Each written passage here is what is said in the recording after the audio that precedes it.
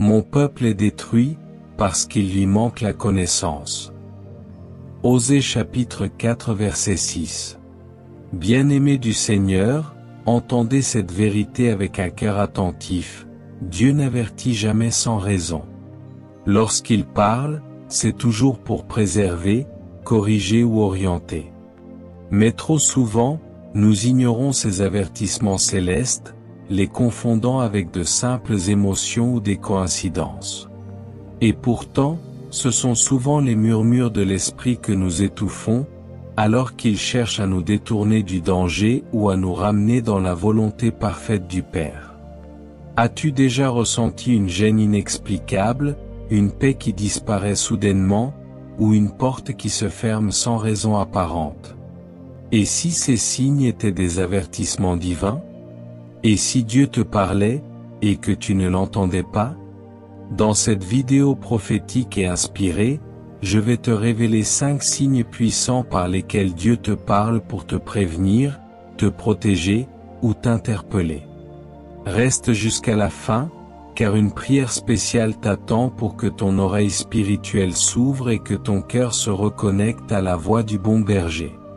Je t'encourage maintenant à aimer cette vidéo, à t'abonner si ce n'est pas encore fait, et à activer la cloche pour ne rien manquer. Ici, sur Leader du Royaume 2, nous marchons à la lumière de la parole, avec discernement et foi. Et toi, es-tu prêt à écouter les signes que Dieu t'envoie? Commande dès maintenant, Seigneur, ouvre mes yeux et mes oreilles spirituelles.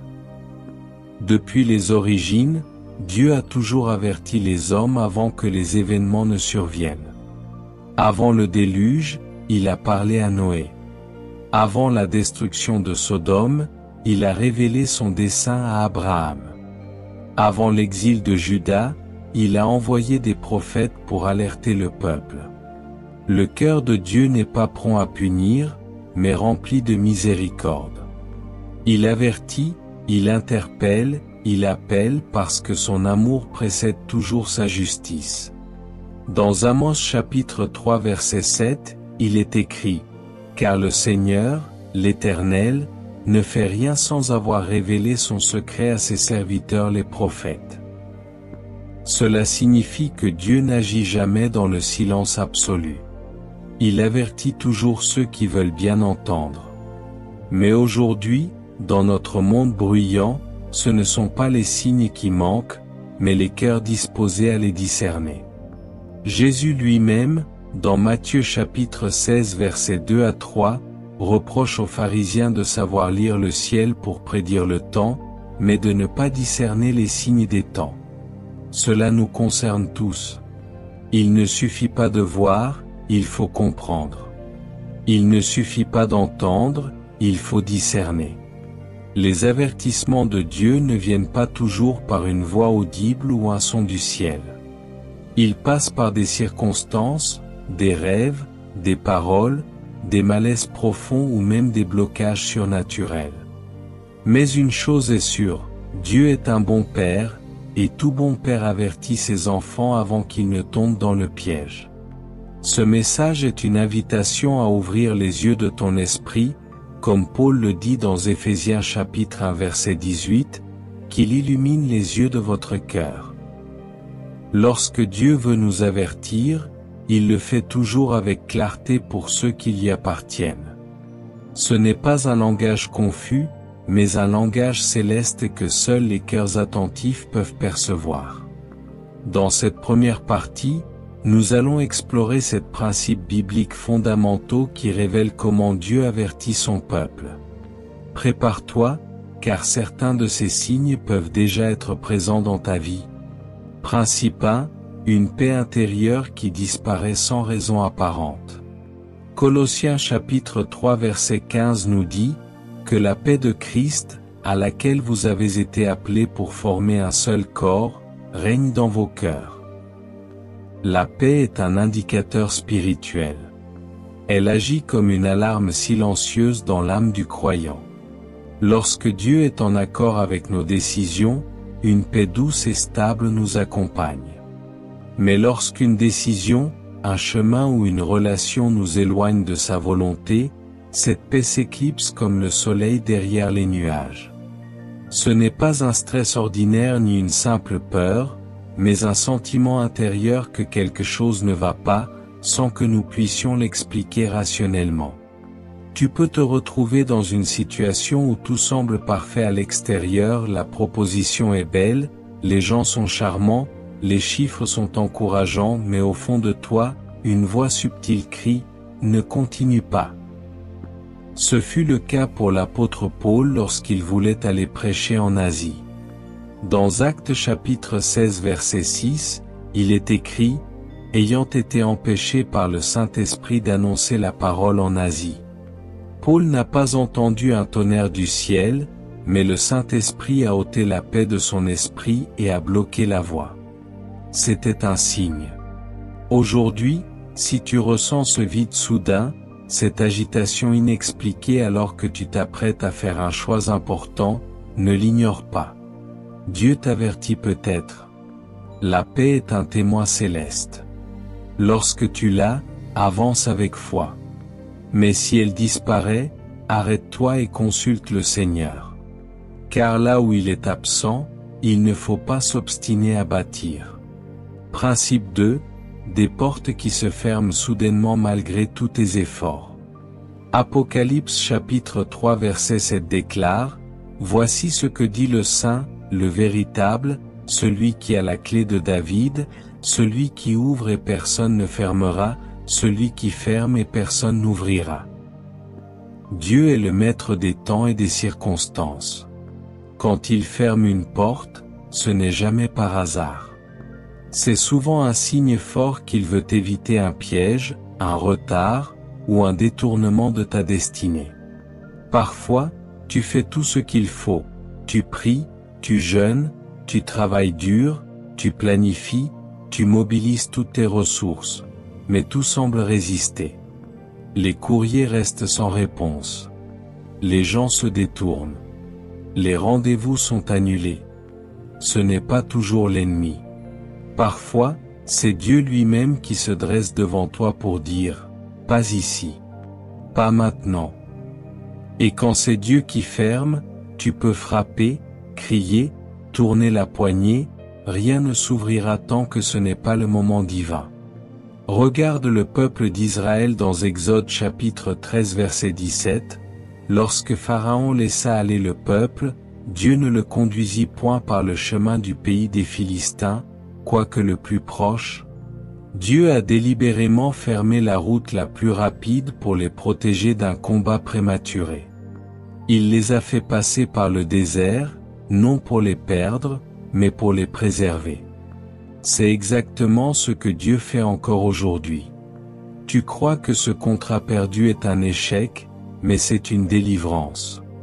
Tu pleures sur une relation brisée, alors que Dieu t'a sauvé d'une destruction émotionnelle. Tu t'énerves sur cette promotion qui ne vient pas, alors que Dieu te retient pour une élévation plus grande, dans un autre temps. Le danger, c'est de forcer la porte. De continuer à insister là où Dieu a déjà mis un verrou céleste. Quand une porte ne s'ouvre pas malgré ta prière sincère, pose-toi cette question, « Seigneur, est-ce toi qui me dis non ?» Si c'est le cas, remercie-le. Car chaque porte que Dieu ferme est une porte que l'enfer ne pourra pas utiliser contre toi. Principe 3, des rêves répétés ou troublants qui interpellent ton esprit. Job chapitre 33 versets 14 à 18 nous révèle une clé spirituelle puissante. Dieu parle cependant, tantôt d'une manière, tantôt d'une autre, et l'on n'y prend point garde. Il parle par des songes, par des visions nocturnes, afin de détourner l'homme du mal et de le préserver de l'orgueil. Il veut garantir son âme de la fosse. Oui, Dieu utilise les rêves pour avertir. Ce n'est pas un phénomène mystique réservé aux prophètes.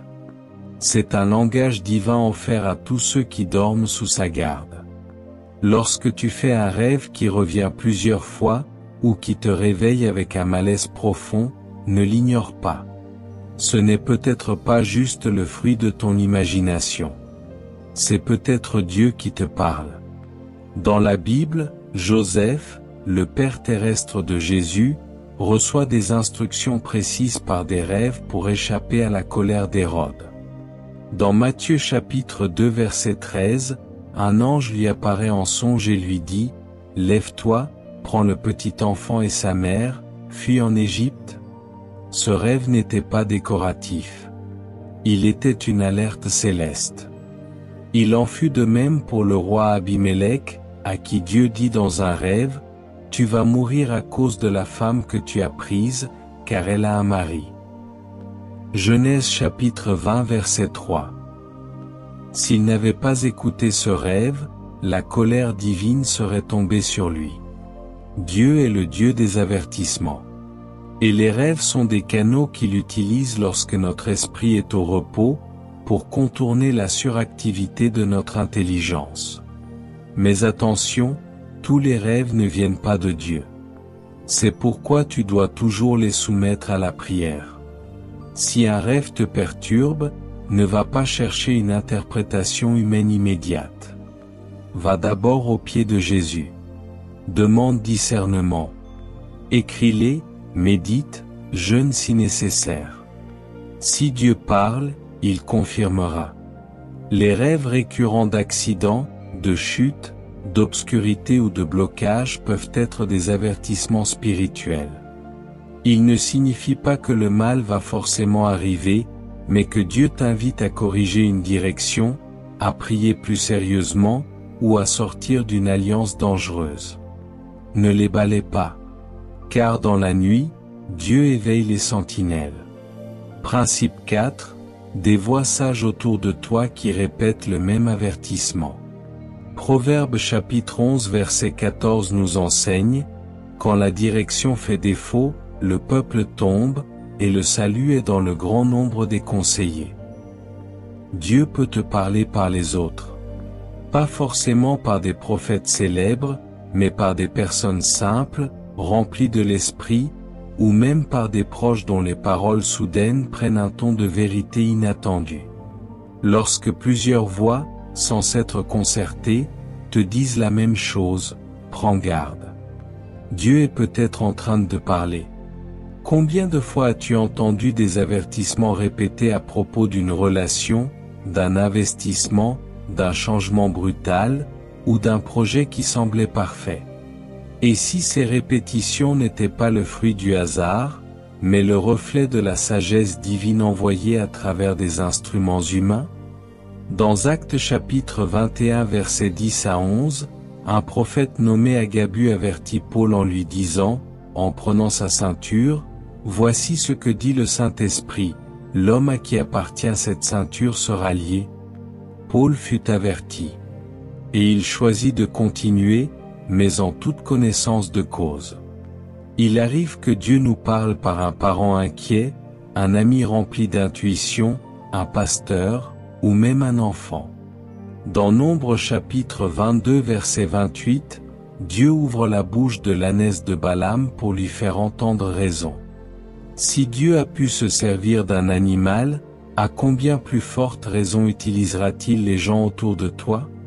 Le problème, c'est que parfois, nous rejetons ces voix parce qu'elles ne viennent pas des personnes que nous valorisons. Nous cherchons la voix de Dieu dans un ton grave et prophétique, alors qu'elle vient dans la simplicité d'une conversation. Nous voulons une révélation spectaculaire, alors que Dieu nous envoie des avertissements discrets, mais insistants. Fais attention lorsque plusieurs personnes, même sans se connaître, te donnent le même conseil, la même mise en garde, le même ressenti. Ce n'est pas de la coïncidence. C'est peut-être l'écho d'un message divin. Dieu répète parce qu'il veut sauver. Si tu entends un avertissement 3 fois, ne résiste pas. Car le refus d'écouter l'avertissement prépare le terrain pour la douleur. Principe 5. Un blocage soudain dans ta progression malgré ta sanctification. Il est écrit dans Proverbe chapitre 16 verset 9, « Le cœur de l'homme médite sa voie, mais c'est l'Éternel qui dirige ses pas. Il y a des moments dans la vie spirituelle, même en marchant dans la sanctification, en priant fidèlement, en obéissant à la parole de Dieu, tout semble à l'arrêt. Les choses n'avancent plus. Les efforts restent sans fruit. Ce n'est pas une punition, ce n'est pas une attaque, c'est un avertissement de Dieu. Stop. Regarde. Reviens dans le lieu secret. Écoute ma voix. Beaucoup de croyants, lorsqu'ils vivent un tel blocage, paniquent ou s'accusent. Mais parfois, ce silence apparent n'est autre que l'invitation du Père à réévaluer la route. C'est sa manière de dire, tu avances, mais pas dans la direction que j'ai choisie pour toi. Dans Actes chapitre 16 versets 6 à 7, Paul et ses compagnons sont empêchés d'annoncer l'Évangile en Asie, puis en Bithynie. Non parce qu'ils étaient dans le péché, mais parce que ce n'était pas le plan de Dieu pour ce moment. Ce genre de blocage peut te frapper dans un domaine que tu crois maîtriser. Ton travail, ton ministère, tes projets personnels. Et au lieu de te battre contre ce mur invisible, Dieu te demande de t'arrêter et de le consulter. Le Saint-Esprit n'est pas seulement un consolateur, il est aussi un guide. Et s'il bloque, c'est qu'il veut rediriger. Souviens-toi du prophète Jonas. Il avait une onction, une mission, mais une direction erronée. Le résultat ? Une tempête, une interruption, un séjour dans le ventre du poisson. Non pas pour le punir, mais pour le repositionner. Il devait aller à Ninive, mais son cœur avait choisi Tarsis. Le blocage est venu pour le ramener au bon point d'envoi. Ce que tu vis peut être une tempête de repositionnement. Ce principe est important. Un blocage dans ta progression, lorsqu'il est soudain, total, et qu'il survient malgré ta fidélité, n'est pas toujours une attaque spirituelle. Il peut être un signal d'alerte. Mon enfant, je t'arrête avant que tu ne construises loin de moi. Accepte-le avec humilité. Car chaque arrêt divin cache un repositionnement glorieux. Et maintenant, médite cette phrase et écris-la en commentaire sous la vidéo. Seigneur, si tu bloques, je m'arrête. Si tu parles, j'écoute. Laisse cette confession monter vers Dieu. Principe 6. Une fatigue spirituelle soudaine et persistante sans cause naturelle. Dans Galates chapitre 5 verset 7, Paul dit, « Vous couriez bien, qui vous a arrêté, pour vous empêcher d'obéir à la vérité ?» Ce verset est révélateur. Il parle de ces moments, alors que tu étais rempli de feu, de zèle, d'élan spirituel, quelque chose t'a coupé dans ta course. Une lourdeur s'est installée. Une fatigue intérieure sans raison apparente. Tu pries moins, tu lis la Bible avec peine, tu n'as plus goût au jeûne, à la communion, ni même à l'adoration. Et pourtant, tu n'as pas péché. Tu ne comprends pas ce qui se passe. Cette fatigue soudaine, cette torpeur spirituelle, peut être un avertissement subtil. Dieu te dit, attention, un piège se rapproche. Ou encore, tu es en train de glisser lentement hors de mon feu sans t'en rendre compte. Car l'un des pièges les plus insidieux de l'ennemi, c'est de nous anesthésier. Il ne nous attaque pas toujours de front. Parfois, il nous endort, jusqu'à ce que la voix de Dieu devienne un écho lointain, presque inaudible. Regarde Samson. Avant que ses yeux ne soient crevés, son esprit avait déjà été endormi. Dans Juges chapitre 16 verset 20, il dit, « Je m'en sortirai comme les autres fois. » Mais l'Esprit de Dieu s'était retiré. Pourquoi? Parce qu'il avait ignoré trop de signes, trop d'alertes, trop d'avertissements dans sa fatigue charnelle. Lorsque tu ressens cette fatigue spirituelle persistante, sans cause physique évidente, sans stress particulier, c'est souvent que ton esprit est en train d'être interpellé. Dieu attire ton attention. Il veut que tu comprennes que ta force ne suffit pas. Que le feu que tu as reçu hier n'est pas suffisant pour aujourd'hui. Il veut te ramener dans la source. Il veut te réarmer dans la présence. Élie aussi l'a vécu. Après une grande victoire contre les prophètes de Baal, il tombe dans un épuisement profond et demande la mort. Mais que fait Dieu? Il le réveille, le nourrit, et lui dit, « Le chemin est encore long. » 1 Roi chapitre 19 verset 7. Oui, le chemin est encore long, et si tu es fatigué spirituellement, ce n'est pas pour t'arrêter, c'est pour t'inviter à te restaurer à ses pieds. Alors ne méprise pas ta lassitude.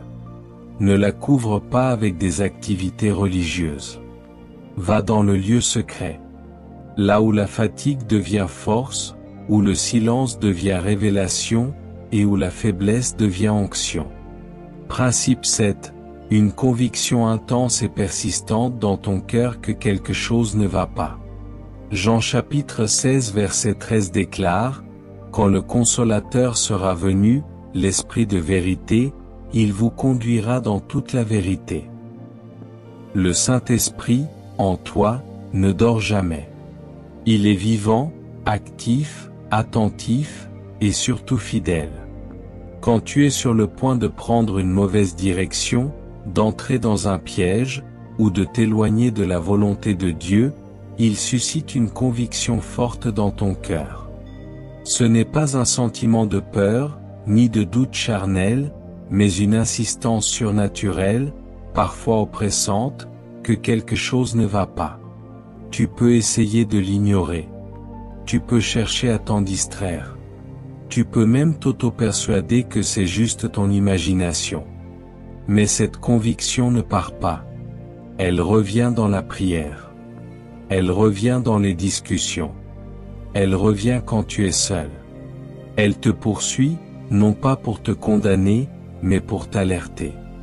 C'est le Saint-Esprit qui crie silencieusement, « Ne continue pas. » Et tu sais au fond de toi qu'il a raison.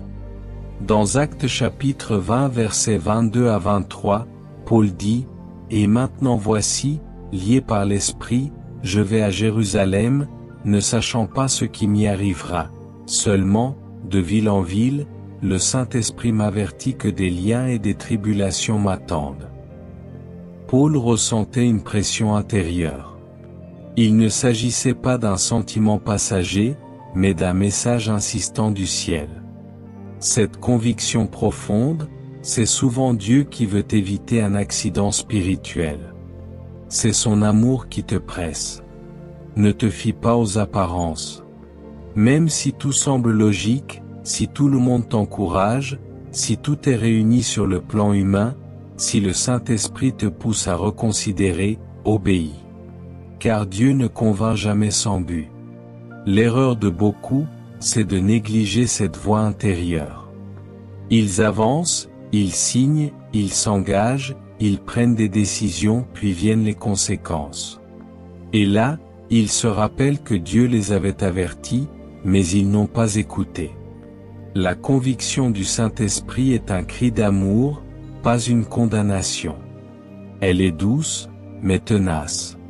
Silencieuse, mais lourde. Inexplicable, mais impossible à ignorer. Alors si aujourd'hui tu ressens cette pression dans ton cœur à propos d'une décision, d'un engagement, d'un chemin, écoute. Ralentis. Reviens à la prière.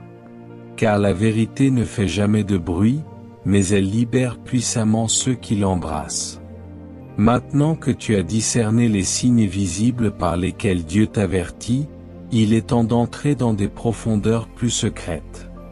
Il existe des vérités cachées dans les Écritures, souvent ignorées, mais puissantes pour ceux qui ont des oreilles pour entendre.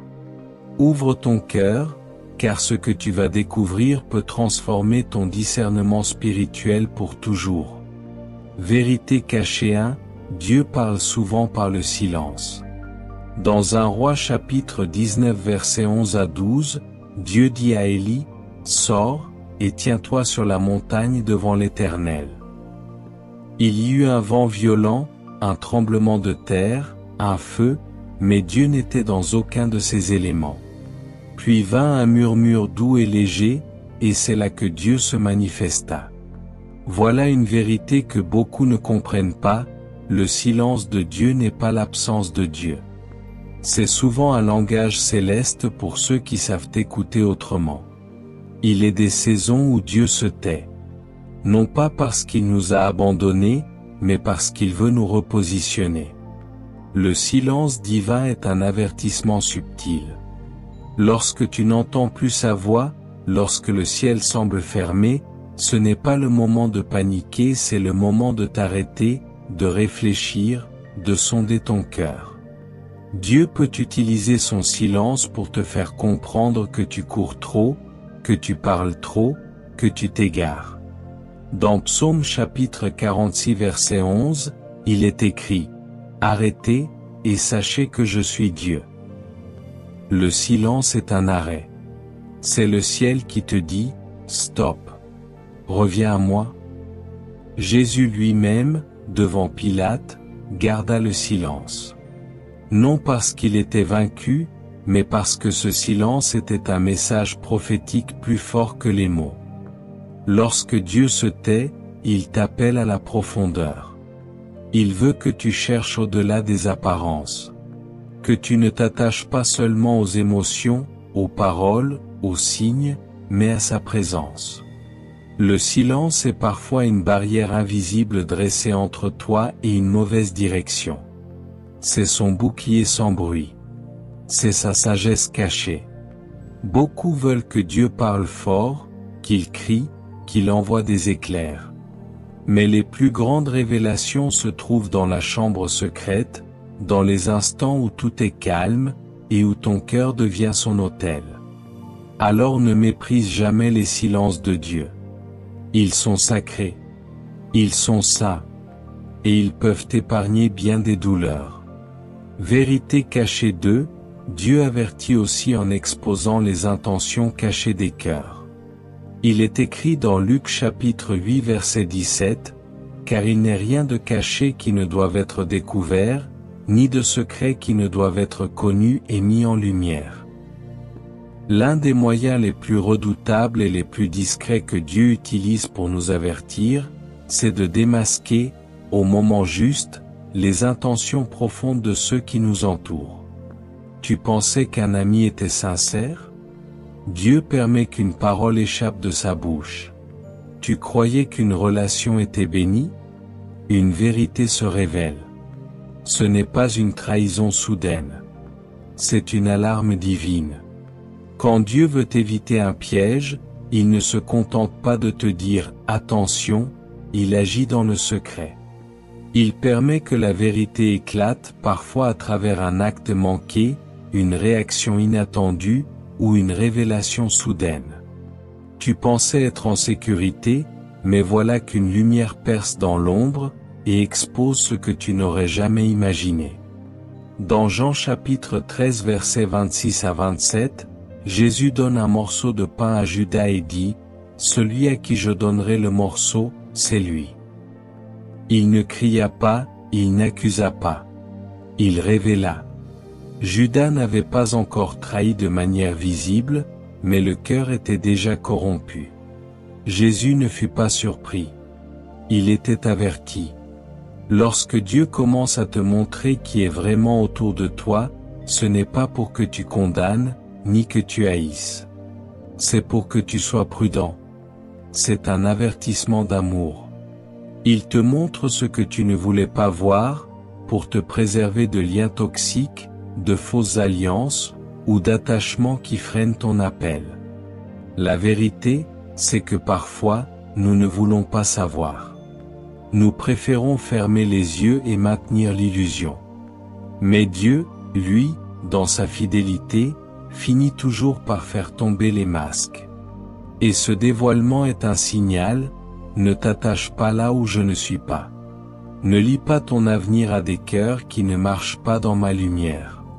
Alors si en ce moment, des choses sortent à la surface, des personnes révèlent leur vraie nature, des comportements changent brusquement, ne sois pas dans la peur, ni dans le choc. Vois un avertissement céleste. Dieu parle. Et il le fait parfois en mettant la lumière là où tu n'aurais jamais osé regarder. Vérité cachée 3, Dieu place des perturbations dans tes plans pour provoquer un recentrage. Proverbe chapitre 19 verset 21 nous dit, « Il y a dans le cœur de l'homme beaucoup de projets, mais c'est le dessein de l'Éternel qui s'accomplit. » Cette vérité est puissante. Tu peux bâtir, planifier, organiser, structurer ta vie avec précision, mais quand Dieu veut éviter une catastrophe ou te repositionner, il va déranger tes plans. Il va introduire des imprévus. Et ces perturbations, ces contrariétés soudaines ne sont pas des hasards. Ce sont des avertissements prophétiques. Tu avais prévu ce voyage, mais la voiture tombe en panne. Tu voulais signer ce contrat, mais le dossier disparaît. Tu avais tout préparé, mais quelqu'un annule à la dernière minute. Dans l'instant, tu te sens frustré, découragé, même agacé. Mais parfois, c'est Dieu lui-même qui s'interpose. Pas pour te faire souffrir, mais pour te ramener à l'essentiel. Il crée une friction pour te forcer à réfléchir. Il permet un chaos momentané pour réveiller une direction oubliée. Dans Actes chapitre 27, Paul est en route pour Rome. Il est prisonnier, embarqué sur un navire. Mais une tempête violente appelée Eurachylon se lève. Tout semble échapper au contrôle humain. Pourquoi ?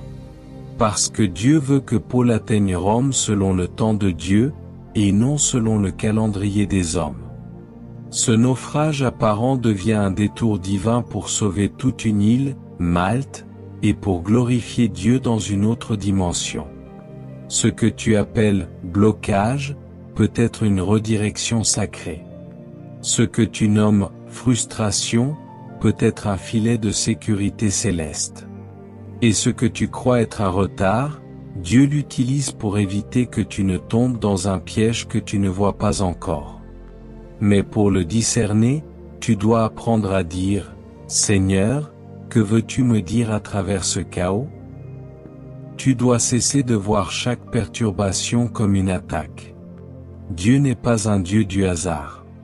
Chaque arrêt, chaque détour, chaque confusion temporaire peut être un message codé, une balise de lumière sur ton chemin. Il ne s'agit pas de tout abandonner, mais de te recentrer. De demander si ton plan est encore aligné avec le ciel. Alors ne panique pas lorsque les choses dérapent. Ne murmure pas lorsque les chemins se brouillent. C'est peut-être la main invisible du Père qui t'invite à changer de cap, pour ne pas perdre ton appel. Vérité cachée 4, Dieu utilise la voix de tes ennemis pour confirmer sa volonté. Oui, tu as bien entendu. Dieu peut même parler à travers ceux qui te combattent. Dans Jean chapitre 11 versets 49 à 51, le souverain sacrificateur Caïphe, pourtant ennemi de Jésus, déclare « Il est de votre intérêt qu'un seul homme meure pour le peuple, et que la nation entière ne périsse pas. » Et l'Écriture précise que, sans le savoir, il prophétisait. Voilà une vérité redoutable, Dieu peut se servir de la bouche de ceux qui t'opposent pour t'avertir, te confirmer ou te repositionner. Tu vois, parfois, tes ennemis voient en toi ce que même tes proches ne discernent pas. Ils te craignent, t'accusent, te surveillent, te jalousent, parce qu'ils perçoivent ton onction, ton appel, ton futur. Et dans leur critique, dans leur accusation ou leur attaque, il peut y avoir une parole que Dieu veut que tu entendes. Non pas pour t'abattre, mais pour t'éclairer. Pour te dire, tu vois, même l'ennemi reconnaît que tu avances. Dans le livre de Néhémie chapitre 4 verset 3, Tobija dit en se moquant, qu'ils bâtissent seulement. Si un renard monte là-dessus, il renversera leurs murailles de pierre. Cette moquerie fut un signal. L'opposition devint un miroir, le travail était remarqué. L'œuvre de Dieu avançait. Et cela dérangeait. Les ennemis parlent souvent quand tu touches des domaines sensibles dans l'esprit. Leur réaction est une confirmation céleste masquée. Mais voici le piège, si tu réagis dans la chair, tu vas vouloir répondre, te défendre, te justifier, et tu perdras le message divin caché dans leur attaque. Or Dieu ne veut pas que tu sois blessé par les paroles de tes ennemis, il veut que tu sois affermi. Il veut que tu comprennes que s'il se lève, c'est parce qu'il t'élève. Que s'il t'observe, c'est parce que tu portes une gloire qu'ils ne peuvent comprendre. Il faut donc une grande maturité spirituelle pour discerner la voix de Dieu au travers de la voix de ceux qui te rejettent. Cela ne signifie pas que leurs intentions sont pures. Mais Dieu est assez souverain pour utiliser même la bouche de ceux qui te haïssent afin de te transmettre une direction ou un avertissement. Alors la prochaine fois qu'un ennemi parle contre toi, ne t'arrête pas seulement à la douleur. Prends du recul. Écoute. Et demande à Dieu, que veux-tu que je voie dans ces paroles? Car même dans la bouche des adversaires, Dieu peut cacher une clé pour ton futur. Vérité cachée 5. Dieu avertit en retirant temporairement sa présence manifeste pour provoquer une recherche plus profonde. Psaume chapitre 51 verset 13, selon certaines versions, nous donne cette prière déchirante de David: « Ne me rejette pas loin de ta face, ne me retire pas ton Esprit Saint. » C'est l'une des alarmes spirituelles les plus profondes, le retrait momentané de la présence manifeste de Dieu. Tu continues à prier, mais tu ne ressens plus sa proximité. Tu lis la Bible, mais elle semble sèche. Tu adores, mais c'est comme si le ciel ne répond plus. Ce n'est pas une punition, c'est un appel urgent au recentrage. Dieu ne se retire pas parce qu'il t'abandonne, mais parce qu'il veut réveiller ta faim. Il permet que tu traverses un désert spirituel non pas pour t'égarer, mais pour t'obliger à chercher plus loin, plus haut, plus profondément. Ce retrait apparent est un signal divin. Quand sa gloire s'éclipse, c'est souvent que tu t'es trop habitué à sa présence, ou que tu t'es écarté sans t'en rendre compte. Le silence prolongé devient une alerte, une cloche dans l'invisible. Souviens-toi de Samson. Dans Juges chapitre 16 verset 20, il dit: « Je m'en tirerai comme les autres fois. » Mais la Bible ajoute cette phrase terrible: « Il ne savait pas que l'Éternel s'était retiré de lui. » Il n'a pas discerné le retrait. Il était déjà spirituellement vide, même s'il bougeait encore dans le naturel. Voilà pourquoi Dieu, dans sa grâce, retire parfois sa sensation pour te pousser à rechercher sa réalité. Ce n'est pas le moment de fuir. C'est le moment d'entrer dans le jeûne. Ce n'est pas le moment de changer d'église ou de routine, c'est le moment d'élever ton esprit. Car ce retrait est un avertissement silencieux: tu as laissé autre chose prendre ma place. Reviens. Dieu jalouse ton cœur. Il ne veut pas partager ta vie avec ton confort, ton ministère, ton ambition ou tes distractions. Si tu ne ressens plus la chaleur de sa présence, ne panique pas. Ne t'accuse pas immédiatement. Demande à l'Esprit: montre-moi ce qui a bougé. Et ensuite, cherche-le. Car ceux qui le cherchent de tout leur cœur, ils se laissent trouver par eux. Jérémie chapitre 29 verset 13. Vérité cachée 6, Dieu t'avertit à travers des réactions inhabituelles de ton propre corps. 1 Corinthiens chapitre 6 verset 19 nous enseigne que notre corps est le temple du Saint-Esprit. Cela signifie que Dieu peut s'en servir pour parler, alerter, avertir. Oui, parfois, ton corps devient une alarme céleste. Ce n'est pas de la superstition, ni du mysticisme. C'est une réalité biblique que l'on oublie trop souvent. Lorsque ton esprit n'écoute pas, Dieu peut permettre à ton corps de ressentir une lourdeur, une oppression, ou une fatigue ciblée. Tu t'apprêtes à aller dans un lieu, et soudain ton cœur s'accélère. Tu prends une décision, et ton estomac se noue. Tu entres dans une maison, et tu ressens une fatigue immédiate, une pression étrange, une chaleur écrasante. Tout cela, sans raison médicale. Et pourtant, tout en toi dit, quelque chose cloche ici. Ce n'est pas de l'angoisse, c'est ton esprit qui, en communion avec le Saint-Esprit, envoie un signal d'alerte à ton corps. Dans Marc chapitre 14 verset 34, Jésus dit, « Mon âme est triste jusqu'à la mort. » Cette tristesse était ressentie dans tout son être. C'était une alerte céleste avant le combat de Gethsémané.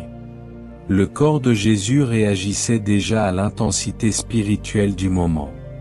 Ne méprise donc pas ce que ton corps ressent quand tu es en prière, en présence de certaines personnes, ou au seuil d'une décision importante. Ton corps, habité par le Saint-Esprit, est sensible à l'atmosphère spirituelle. Si Dieu veut t'avertir d'un danger, il peut permettre une réaction physique inhabituelle pour que tu t'arrêtes et que tu poses des questions. Mais attention, ce n'est pas une excuse pour suivre tes émotions ou tes nerfs. Il s'agit d'un ressenti profond, souvent accompagné d'une paix perdue ou d'une confusion intérieure. Si cela persiste, alors isole-toi dans la prière, interroge Dieu, et sois attentif. Parfois, Dieu empêche une chute par une simple crispation dans le ventre. Parfois, il bloque une alliance destructrice par un malaise soudain. Sois attentif. Vérité cachée 7, Dieu confirme l'avertissement à travers la parole, répétée dans différents contextes. Hébreux chapitre 4 verset 12 proclame, « Car la parole de Dieu est vivante et efficace, plus tranchante qu'une épée quelconque à 2 tranchants. » Lorsque Dieu veut vraiment attirer ton attention, il commence à faire résonner un même verset, un même message, une même parole, encore et encore. Tu l'entends dans un sermon, tu le lis dans ta méditation, tu l'entends dans une chanson, tu le vois même sur les réseaux. Et tu sais, au fond de toi, que ce n'est pas une coïncidence. La parole devient vivante. Elle se met à frapper à ta porte. Ce verset que tu avais lu 1000 fois sans frisson devient tout à coup lourd, pesant, insistant. Ce n'est pas un hasard. C'est Dieu qui parle. Il utilise sa parole comme un miroir, un marteau, une alarme. Si tu es attentif, tu reconnaîtras son empreinte. Dieu répète. Il répète parce qu'il est bon, parce qu'il veut que tu sois sûr, parce qu'il sait que tu hésites. Souviens-toi de Samuel, dans 1 Samuel chapitre 3. Dieu l'appelle plusieurs fois. La voix revient, encore et encore. Et ce n'est qu'à la répétition que le jeune Samuel comprend que Dieu parle. Il en va de même pour toi, si une parole revient souvent, prends-la au sérieux. Mais trop souvent, nous balayons ces répétitions. Nous les mettons sur le compte du hasard, ou nous pensons que Dieu parlera autrement. Non. Dieu confirme par sa parole. Et plus tu l'ignores, plus le message devient pressant. Jusqu'à ce que tu sois obligé de t'arrêter. La répétition biblique est l'une des façons les plus sûres d'authentifier un avertissement céleste. Alors quand un même verset surgit de manière inattendue dans plusieurs sphères de ta vie, ne passe pas à autre chose. Prie, médite, obéis. Car Dieu te tend un panneau invisible, danger. Ralentis. Repositionne-toi. Et ce panneau est écrit en lettres d'or par sa parole. Connaître les signes, c'est un début. Les comprendre, c'est une grâce. Mais les appliquer, c'est là que commence la véritable transformation. Car Dieu ne révèle jamais ses avertissements pour nous impressionner, mais pour nous amener à agir, à changer, à marcher dans sa volonté parfaite. Prépare-toi maintenant à entrer dans la pratique, là où l'obéissance devient puissance. Acte de transformation 1, développe l'habitude de t'arrêter pour interroger Dieu avant chaque décision. Proverbes chapitre 3 versets 5 à 6 dit, « Confie-toi en l'Éternel de tout ton cœur, et ne t'appuie pas sur ta sagesse. Reconnais-le dans toutes tes voies, et il aplanira tes sentiers. » Beaucoup de croyants consultent Dieu seulement après avoir échoué. Ils viennent en prière pour demander pourquoi ça n'a pas marché. Mais le réflexe spirituel du royaume, c'est de s'arrêter avant d'agir. Avant de signer. Avant de t'engager. Avant de t'associer. Avant de te déplacer. Arrêter ne veut pas dire hésiter. Cela veut dire discerner. Cela veut dire, Seigneur, as-tu quelque chose à me dire à ce sujet? Ce simple acte peut éviter des années de douleur. Tu gagnes du temps non en courant vite, mais en marchant dans la bonne direction. Dieu aime être consulté. Il honore ceux qui l'invitent dans les petits comme les grands choix. Daniel, dans la cour du roi, était un homme d'excellence non parce qu'il avait une grande intelligence, mais parce qu'il ne faisait rien sans consulter son Dieu. C'est pour cela qu'il discernait les pièges, qu'il interprétait les rêves, qu'il recevait des avertissements avant les autres. Il vivait dans une vigilance permanente. Décide aujourd'hui de sanctifier tes décisions. Ne les prends plus à la légère. Prends un temps pour prier, même si c'est un court moment. Apprends à dire, je vais demander au Seigneur. Ne laisse pas la pression des hommes décider à ta place. Même une décision logique peut être un piège spirituel. Dieu, lui, voit ce que toi tu ne vois pas. Intègre ce réflexe, pose aux prières perception. Et si Dieu ne parle pas, n'agis pas. Car son silence peut être un signe. Laisse-toi conduire, non par les urgences humaines, mais par la paix céleste. Car celui qui interroge Dieu avant d'agir devient inébranlable, même au milieu des tempêtes. Acte de transformation 2, entoure-toi de personnes qui discernent les temps et qui osent t'avertir. Proverbes chapitre 13 verset 20 nous enseigne, « Celui qui fréquente les sages devient sage, mais celui qui se plaît avec les insensés s'en trouve mal. » Ton environnement détermine ta vigilance. Tu peux être spirituel, rempli du Saint-Esprit, mais si tu n'es entouré que de flatteurs ou de personnes aveugles spirituellement, tu risques de manquer des signaux cruciaux. Dieu utilise les hommes et les femmes qui t'entourent comme des sentinelles. Mais encore faut-il que ces personnes soient capables de voir. Il ne suffit pas d'avoir des amis loyaux.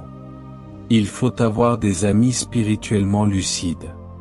Des gens qui peuvent te dire avec amour, « Je ne ressens pas la paix dans cette décision » ou « Ce projet me semble précipité » ou encore « As-tu vraiment consulté Dieu avant de t'engager » Ces personnes ne sont pas des empêcheurs de rêver, ce sont des balises sur ton chemin.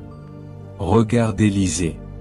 Il était entouré de fils de prophètes, et lorsqu'il s'apprêtait à accompagner Élie vers sa fin prophétique, ces hommes lui disaient, « Sais-tu que l'Éternel va enlever ton maître aujourd'hui » 2 Rois chapitre 2 verset 5. Ils discernaient les temps. Ils n'étaient pas dans la confusion. Ils étaient connectés à la saison prophétique. Ce type de compagnon est rare, mais indispensable. Tu dois faire le tri. Identifie ceux qui te parlent selon l'esprit, même s'ils ne sont pas populaires. Recherche les personnes qui ont une vie de prière, une oreille attentive, et une bouche honnête. Car parfois, ton propre discernement peut être affaibli par tes émotions. Et Dieu utilisera alors un frère, une sœur, un mentor pour t'alerter. Mais attention, Ne méprise pas l'avertissement simplement parce qu'il vient d'une personne que tu juges inférieure ou moins spirituelle. Dieu peut parler par une servante, un enfant, un inconnu. Ce n'est pas le niveau d'étude spirituelle qui compte, c'est la pureté du canal. La vraie question n'est pas « qui parle ?», mais « est-ce que Dieu me parle à travers cette voix ?» Fais cet engagement aujourd'hui, choisis consciemment de t'entourer de voix de vérité, et donne-leur le droit de t'interpeller. Ne te ferme pas aux conseils sous prétexte que tu veux protéger ta vision. Car souvent, ce sont ceux qui t'aiment dans l'esprit qui verront le piège avant toi. Acte de transformation 3, apprends à discerner entre attaque de l'ennemi et avertissement de Dieu. Il est écrit dans 1 Jean chapitre 4 verset 1, « Bien-aimés, ne vous fiez pas à tout esprit, mais éprouvez les esprits, pour savoir s'ils sont de Dieu. » Trop souvent, le peuple de Dieu confond les attaques du diable avec les signaux d'avertissement de l'Éternel. Quand une porte se ferme, certains crient à l'oppression démoniaque, alors que c'est peut-être la main de Dieu qui agit avec miséricorde. À l'inverse, quand une véritable attaque se lève, d'autres restent passifs, pensant que c'est Dieu qui veut les freiner. Ce manque de discernement coûte cher. Dieu t'appelle à devenir un croyant mature, et non un croyant émotionnel. Celui qui est mature sait s'arrêter pour discerner la source d'un blocage, d'un malaise, d'un obstacle. Moïse, devant la mer Rouge, aurait pu paniquer. Mais il écouta la voix divine. Jésus, face à la croix, ne recula pas, il savait que cette douleur n'était pas une attaque, mais un plan glorieux. L'ennemi veut t'embrouiller.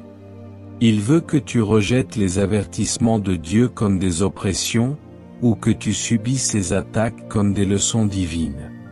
Mais tu dois devenir comme un soldat spirituel entraîné, tu reconnais les odeurs de l'esprit, tu distingues les tactiques du ciel et celles de l'enfer. Tu ne réagis plus dans la panique, mais dans la lumière. Pose-toi toujours cette question, cette situation m'éloigne-t-elle de Dieu ou me rapproche-t-elle de lui? Car Dieu avertit pour corriger, non pour détruire. Le diable attaque pour isoler et tuer. Dieu avertit pour ramener et préserver. Écoute ton esprit. Éprouve les esprits. Consulte la parole. Et surtout, garde la paix, car même l'avertissement divin est porteur d'amour. Acte de transformation 4, note systématiquement ce que tu reçois dans la prière ou les songes. Habacuc chapitre 2 verset 2 dit, « Écris la vision, grave-la sur des tables, afin qu'on la lise couramment. » Ce que Dieu te révèle dans la prière, dans un songe ou dans un moment prophétique n'est pas une inspiration passagère. Ce sont des graines de destinée. Les négliger, c'est perdre des perles. L'un des actes les plus simples mais les plus puissants pour développer la vigilance spirituelle, c'est d'écrire. Combien de fois as-tu reçu un rêve étrange, une parole forte, une pensée insistante en prière, que tu as oublié 2 jours plus tard? L'ennemi sait que ce que tu n'écris pas, tu risques de le mépriser. Mais Dieu honore ceux qui traitent ces révélations comme des trésors. Écrire, c'est graver l'esprit dans la matière. C'est rendre visible l'invisible. C'est faire mémoire des avertissements célestes. Prends un carnet de prière. Donne-lui une place sacrée. Quand Dieu parle, même brièvement, note. Mets la date, le lieu, le contexte. Relis régulièrement. Tu verras des schémas, des répétitions, des confirmations. Tu apprendras à reconnaître comment Dieu t'avertit, quelle forme il utilise, quelle saison il te parle le plus. Même dans l'Ancien Testament, Dieu demandait à ses prophètes d'écrire les visions, de bâtir des pierres de mémoire. Pourquoi? Parce que la mémoire spirituelle protège le cœur contre l'oubli. et l'oubli mène à la désobéissance. Décide aujourd'hui que tu ne laisseras plus rien de céleste s'évaporer. Ce que tu reçois dans la prière, dans tes temps de silence, dans tes songes, dans une prédication, dans une chanson, dans une méditation, note-le. Tu verras qu'avec le temps, tu construiras une bibliothèque prophétique personnelle. Et dans cette mémoire, tu trouveras des clés pour éviter des pièges, pour comprendre des saisons, et pour bâtir selon le cœur de Dieu. Acte de transformation 5, pratique l'obéissance immédiate lorsque l'avertissement est clair. Jacques chapitre 1 verset 22 nous avertit, « Mettez en pratique la parole, et ne vous bornez pas à l'écouter, en vous trompant vous-même par de faux raisonnements. » Le plus grand risque lorsqu'on entend Dieu, c'est de différer l'obéissance. De se dire, je verrai plus tard. Je vais prier encore. J'attends une autre confirmation. Mais dans le royaume, le retard peut coûter la grâce. L'obéissance différée est souvent de la désobéissance déguisée. Lorsque Dieu avertit, il attend une réaction. Ce n'est pas un spectacle. C'est un appel. Tu n'as pas besoin que 3 prophètes confirment une parole que Dieu a déjà gravée dans ton esprit avec clarté. Tu n'as pas besoin d'attendre que la douleur t'oblige à croire ce que la paix te disait déjà. Le secret des hommes et femmes puissants dans la Bible, c'est leur obéissance immédiate. Abraham, lorsqu'il entend l'ordre de quitter sa maison, ne discute pas pendant 3 jours. Il se lève et obéit. Joseph, lorsqu'il reçoit l'instruction en rêve de fuir avec Marie et l'enfant, ne prend pas de temps pour réfléchir. Il obéit. Il part, dans la nuit. Ces actes d'obéissance ont préservé des générations. Tu ne sais jamais ce qu'un simple « oui » immédiat peut t'empêcher. Peut-être que ton obéissance sauvera ton foyer. Évitera un accident. Fermera une porte à l'ennemi. L'Esprit te dit, sors de cette relation. Fais-le. Il te dit, ne signe pas ce contrat. Ne le signe pas. Il te dit, appelle cette personne et demande pardon. Obéis. Ce n'est pas une suggestion, c'est un appel au salut. L'obéissance est le langage de l'amour. Jésus dit, si vous m'aimez, gardez mes commandements. Jean chapitre 14 verset 15. Ne cherche pas 1000 signes supplémentaires. Si l'Esprit t'a parlé clairement, alors avance. Car derrière ton obéissance immédiate se cache souvent une bénédiction urgente, un alignement céleste, une porte de faveur que Dieu veut t'ouvrir, mais il attend ton oui. Il était une fois un royaume céleste, situé au sommet d'une montagne inaccessible, baigné d'une lumière douce que nul ne pouvait imiter. Pour atteindre ce royaume, les âmes devaient traverser un long sentier suspendu dans le vide, appelé le pont du discernement. Ce pont était invisible à l'œil nu, mais il apparaissait à ceux qui avaient reçu les clés de la vigilance, offertes par le roi lui-même.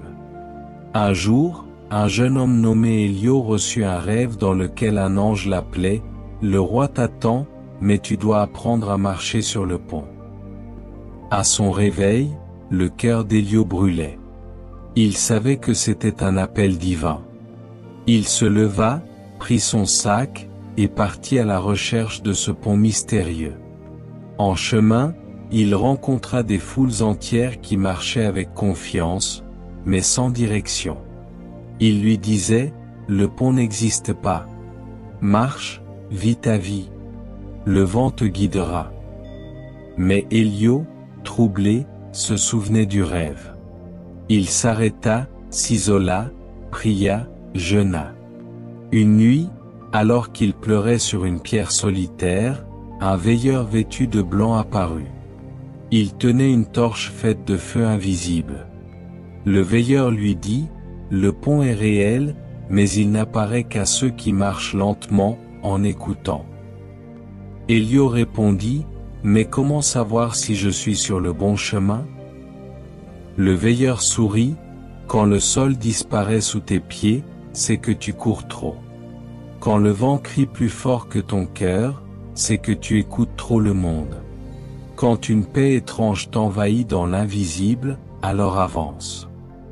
Le lendemain, Elio vit apparaître une première dalle transparente sous ses pieds. Il mit un pied, puis un autre. À chaque fois qu'il priait, une dalle surgissait. Mais s'il avançait trop vite, le sol se dissolvait. Il comprit, ce pont ne se traverse que dans l'écoute. À mi-chemin, il entendit des voix dans son dos, des voix qu'il aimait, des amis, des souvenirs, des opportunités brillantes, mais le veilleur réapparut, ce sont des échos du passé. Si tu te retournes, tu perdras le pont. Continue. À quelques pas du but, Elio vit un autre voyageur tomber dans le vide, pris de panique. Elio hurla, mais le veilleur dit, il ne s'est jamais arrêté pour écouter. Il croyait que la rapidité était la foi. Mais la foi, c'est la lenteur du cœur qui obéit. Finalement, Elio atteignit les portes du royaume. Elles s'ouvrirent avec un frémissement d'éternité. Le roi l'attendait. Il le regarda avec tendresse et dit, « Bien joué, mon enfant. Tu as écouté mes avertissements. Tu as discerné mes silences. Tu n'as pas marché selon la foule, mais selon ma voix. C'est ainsi que l'on entre dans ma volonté. Et toi, es-tu Elio, ou marches-tu sans écouter? Commente maintenant. Seigneur, apprends-moi à marcher sur le pont invisible, un pas à la fois. Bien-aimé dans le Seigneur, si tu as écouté ce message jusqu'à maintenant, ce n'est pas un hasard. Le ciel t'interpelle. Le Saint-Esprit cherche des veilleurs, des fils et des filles qui ne marcheront plus à l'aveuglette, mais avec discernement. Aujourd'hui, Dieu t'a révélé comment il avertit, pourquoi il avertit, et ce qu'il attend de toi. Ce n'est plus le temps d'être passif. Ce n'est plus le temps de subir les erreurs répétées. Ce n'est plus le temps d'ignorer les murmures de l'esprit. Tu as vu comment Dieu utilise la paix, les blocages, les rêves, les conseils, les perturbations, et même les silences pour nous parler. Tu as compris qu'un cœur attentif peut percevoir l'alarme divine avant que la tempête n'éclate. Tu as vu que Dieu peut parler à travers ton corps, ton entourage, tes ennemis, et même en retirant sa présence pour te forcer à revenir à lui. Ces vérités sont là pour te sauver, te protéger, et te faire grandir dans ta marche spirituelle. Mais maintenant, tout repose entre tes mains. Dieu t'a parlé. Que vas-tu faire de cet avertissement? Vas-tu continuer à vivre au rythme du monde, ou vas-tu t'arrêter pour écouter? Vas-tu courir avec les foules, ou marcher avec l'esprit? Vas-tu dire comme Samuel, « Parle, ton serviteur écoute » 1 Samuel chapitre 3 verset 10, ou vas-tu fermer ton cœur par habitude et par peur du changement? Le royaume de Dieu n'est pas pour les distraits. Il est pour les sentinelles. Ceux qui veillent, qui prient, qui discernent. Ceux qui n'attendent pas la crise pour revenir à Dieu, mais qui comprennent l'importance de la préparation. Tu n'as pas besoin d'un miracle de dernière minute si tu vis avec sagesse à chaque instant. Aujourd'hui, je veux t'inviter à prendre une décision radicale, celle de ne plus jamais ignorer un avertissement divin. Que ce soit par un rêve, une parole, une paix qui s'envole, un malaise, ou une répétition biblique, tu décideras d'écouter. Et Dieu, voyant cette posture de ton cœur, te révélera encore plus de sa volonté. Avant de clôturer, si ce message t'a parlé, aime cette vidéo, abonne-toi à cette chaîne leader du Royaume 2, et partage ce message avec quelqu'un qui a besoin d'entendre la voix de Dieu. Commente maintenant. Je choisis d'écouter les avertissements de Dieu. Je marche dans l'obéissance. Et surtout, reste avec moi maintenant pour cette prière finale. Seigneur, notre Père, Dieu Tout-Puissant, Créateur des cieux et de la terre, nous venons devant toi avec un cœur humble, brisé, mais assoiffé de vérité. Merci, Abba, pour ta patience. Merci pour ta miséricorde. Merci de nous parler, même quand nous ne voulons pas entendre. Merci de ne pas nous abandonner dans notre surdité, mais de nous tendre la main encore et encore. Aujourd'hui, Seigneur, nous reconnaissons que nous avons souvent ignoré tes avertissements. Nous avons parfois préféré notre logique à ta voix. Nous avons couru dans des directions que tu avais fermées. Nous avons forcé des portes que tu avais scellées par amour. Nous avons méprisé des rêves, négligé des convictions, rejeté des conseils, confondu le silence avec l'abandon. Mais aujourd'hui, nous nous arrêtons. Seigneur, ouvre nos oreilles spirituelles. Délivre-nous de la surdité intérieure. Arrache de nos cœurs le bruit du monde, les illusions du confort, les mensonges de nos propres raisonnements. Donne-nous un cœur sensible, prompt à écouter, prompt à obéir, lent à l'orgueil, lent à l'insensibilité. Que ton esprit devienne notre radar, notre alarme, notre guide permanent. Éternel, fais de nous des hommes et des femmes de discernement. Que nous sachions faire la différence entre ton silence et ton absence, entre un blocage satanique et une redirection divine, entre la peur charnelle et l'avertissement prophétique. Donne-nous des rêves clairs, des visions puissantes, des signes solides. Et donne-nous aussi le courage de te croire, même quand cela nous coûte des relations, des opportunités, ou des conforts passagers. Seigneur, pour celui ou celle qui est sur le point de prendre une mauvaise décision, arrête-le. Même maintenant. Dans ta miséricorde, ferme cette porte.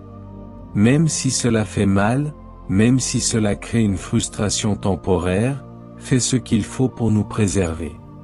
Pour celui ou celle qui s'est entêté, réveille-le par ta voix. Et pour celui qui a déjà chuté par manque d'écoute, relève-le dans ta grâce.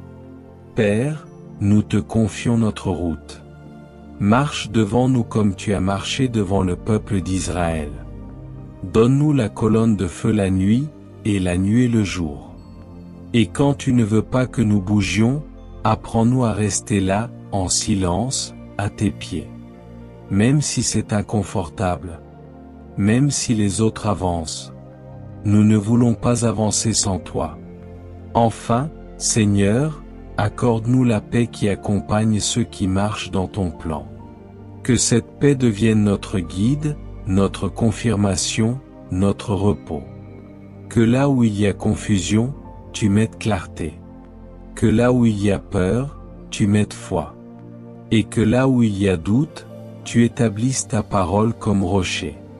Nous déclarons que désormais, nous serons des veilleurs, des intercesseurs, des hommes et des femmes conduits par l'Esprit, sensibles à tes signaux, obéissant à tes murmures. Et tout ce que nous faisons, nous le remettons entre tes mains, au nom glorieux de Jésus-Christ, notre Sauveur et Seigneur. Amen. Nous aimerions vous donner l'opportunité de faire de Jésus le Seigneur de votre vie. Si vous voulez naître de nouveau, faites cette prière avec nous. Père Céleste, je reconnais que je suis un pécheur et que mes paroles ont parfois été une source de mal plutôt que de bien. Je crois que Jésus-Christ est ton Fils unique, qu'il est mort sur la croix pour mes péchés et qu'il est ressuscité pour me donner une vie nouvelle. Je me repens de mes péchés et je te demande pardon. J'ouvre la porte de mon cœur et je t'invite, Jésus, à être mon Seigneur et mon Sauveur personnel. Je te donne ma vie, mes pensées et mes paroles. Afin que mes paroles soient des paroles de vie, d'amour, de foi et de sagesse, qui honorent ton nom et bâtissent ton royaume. Au nom de Jésus, Amen.